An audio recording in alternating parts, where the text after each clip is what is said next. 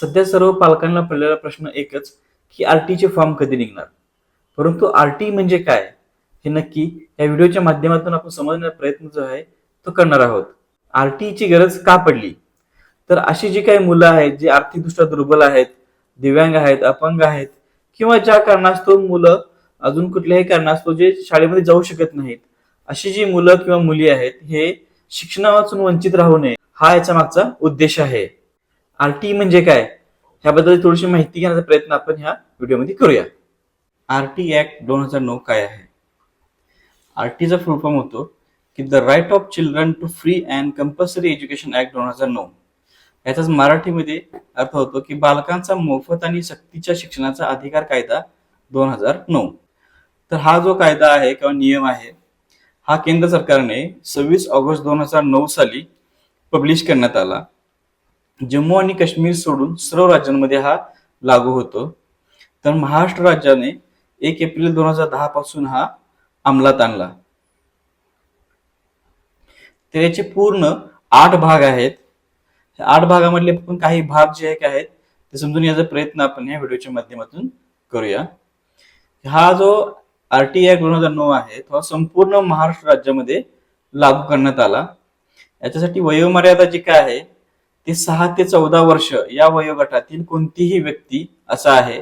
कोणतीही व्यक्ती म्हणजे मुलं किंवा मुलगी असा होतो की 6 ते 14 वयोगटातील मुलगा किंवा मुलगी जी काय आहे ती ही आरटी च्या ऍडमिशनसाठी लाभ घेऊ शकतात.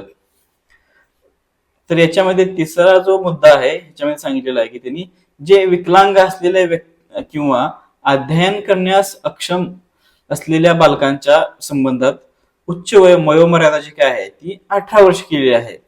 म्हणजे जे काही विकलांग आहेत मुलं किंवा मुली त्यांच्यासाठी वयोमर्यादा जी काही वाढवून दिलेली आहे त्यांना 18 वर्षापर्यंत करण्यात आलेली आहे. तर भाग 3 मध्ये त्यांनी काय सांगितलं आहे की इयत्ता 1 ते 5वी मध्ये ज्यांना शिक्षण घ्यायचं आहे त्या 1 किलोमीटर अंतराच्या चालत जाणाऱ्या अंतरामध्ये 6 ते 11 वर्ष वयोगटातील किमान 20 बालके उपलब्ध असेल तिथं अशा शाळा स्थापन केल्या जातील. म्हणजेच काय की तुम्हाला जर पहिल्या ऍडमिशन घ्यायचं आहे किंवा जायचं आहे तर 6 ते 11 वयोगटातील किमान 1 किलोमीटरच्या अंतरामध्ये 20 बालके उपलब्ध असायला हवी, तेव्हा तिथे ही शाळा जी काय स्थापन केली जाईल. त्याचप्रमाणे इयत्ता 6वी ते 8वी साठी पण 3 किलोमीटरच्या चालत जाण्या एवढ्या अंतरावरती किमान 20 बालके उपलब्ध असायला हवी, तेव्हा तिथे शाळा जी काय आहे ती स्थापन केली जाईल. तुम्ही जेव्हाही एखादा आरटीचा फॉर्म भरता त्यावेळेस ते तुम्हाला ऑप्शन दिसतो की किलोमीटर असतं 3 किलोमीटर अंतराच्या आतमधील जे काही संस्था जे काय आहेत त्या तुम्हाला सिलेक्ट करायच्या असतात. तुम्हाला तुम्ही जो आरटीचा फॉर्म भरतात त्यावेळेस तुम्हाला ते कळेल की 3 किलोमीटरचा एरिया का दिला आहे. तर हे आरटी ऍक्ट मध्ये त्यांनी सांगितलेलं आहे की 1 ते 5वी साठी 1 किलोमीटर अंतरासाठी तुम्ही शाळा निवडू शकता आणि 5वी ते 8वी साठी 3 किलोमीटर पर्यंतच्या शाळा जे काय आहेत त्या निवडू शकता.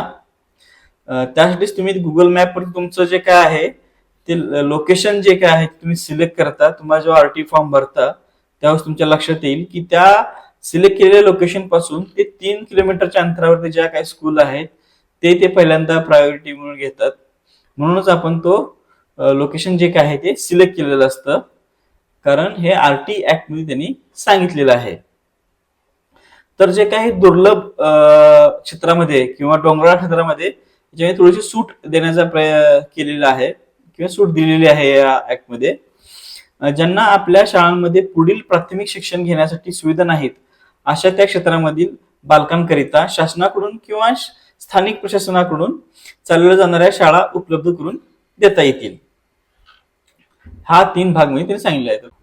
पुढचा जो काही मुद्दा आहे याच्यामध्ये सांगितलेला आहे की तुम्ही हा जो आरटीचा फॉर्म भरता त्यावेळेस तुम्हाला काय काय गोष्टी ह्या पुरावा म्हणून किंवा दाखवाव्या लागतात हे यांनी ह्या आरटीच्या ऍक्ट मध्ये सांगितलेलं आहे की तुमचं जन्माचं प्रमाणपत्र हे जे काय आहे ते हवं आहे. हे ऍक्ट जसे की नाव, लिंग, जन्मदिनांक, जन्म ठिकाण, तुमच्या आई वडिलांचे किंवा पालकांचे जे काही व्यवसाय पत्ता हा इथं तुम्हाला पुरावा म्हणून द्यावा लागेल, किंवा तुम्ही 6 वर्षापूर्वी हजेरी लावलेली पूर्वी शाळेतील प्राथमिक शाळा किंवा अंगणवाडी केंद्र या ठिकाणचा एखादा तुम्हाला पुरावा म्हणून तुम्हाला दाखवावा लागेल.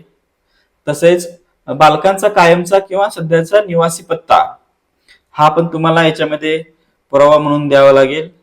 की हे त्याच्यामध्ये काय सांगितलं की भाग 3 मध्ये की तुम्हाला कोणते कोणते डॉक्युमेंट जे काय आहेत ते आवश्यक आहेत जो हा फॉर्म भरण्यासाठी, किंवा हे आरटी ऍक्ट जो 2009 जो आहे तो ऍप्लिकेबल करण्यासाठी कोणत्या कोणत्या गोष्टी आहेत, म्हणून त्या ज्या तुम्हाला लागतील ज्या फॉर्म भरताना जे कागद तुम्हाला कंपल्सरी पाहिजे किंवा असायलाच हवी तुमच्याकडे, हे या ऍक्ट मध्ये सांगण्यात आलेलं आहे.